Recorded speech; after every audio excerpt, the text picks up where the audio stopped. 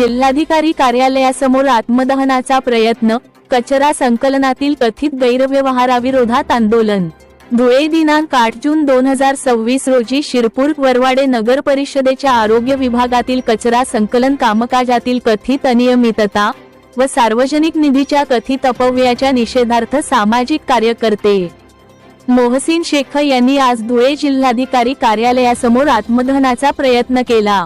यावेळी पोलीस व प्रशासनाने वेळीच हस्तक्षेप करून त्यांना ताब्यात घेतल्याने पुढील अनर्थ टळला।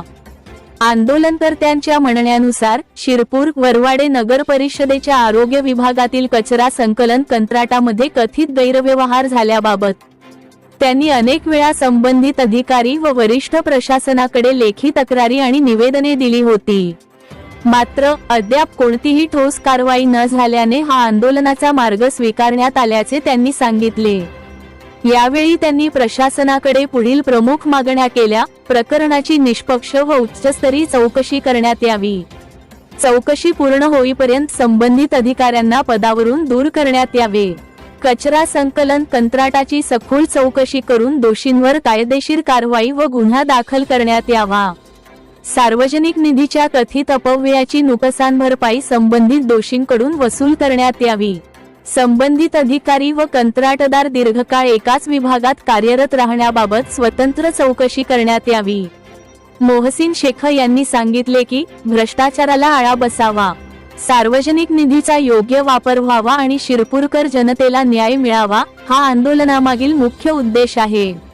प्रशासनाने या प्रकरणाची गंभीर दखल घेऊन तातडीने निष्पक्ष चौकशी करून आवश्यक ती कारवाई करावी, अशी मागणी त्यांनी केली। नमस्कार, मी शेख मोहसिन शेख राऊत, राहणार शिरपूर। शिरपूर वरवाडे नगर परिषदेच्या आरोग्य विभागातील कथित भोंगाळ कारभाराविरोधात मागील 2 महिन्यापासून पाठपुरावा व तक्रारी करीत असूनही ते कारवाई होत नसल्याने मी आज दिनांक 8 जून 2026 सकाळी 11:30 वाजता जिल्हाधिकारी कार्यालय धुळे यांच्या समोर आत्मदहन करण्यासाठी आलो होतो, पण आपले पोलीस प्रशासनाने मला तिथे थांबवले।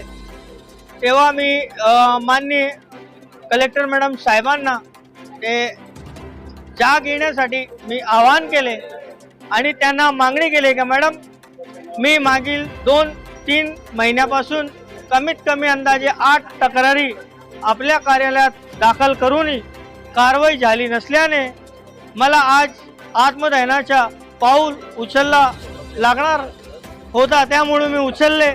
तसेच आपल्याकडून एक विनंती आहे की मॅडम, येत्या काळात 15 दिवसाच्या आत आपण संबंधित अधिकारी व मक्तेदाराविरोधात कठोर चौकशी करून त्यांच्यावर गुन्हा दाखल करून तसेच 60% वसुली कारवाई करण्यात यावी।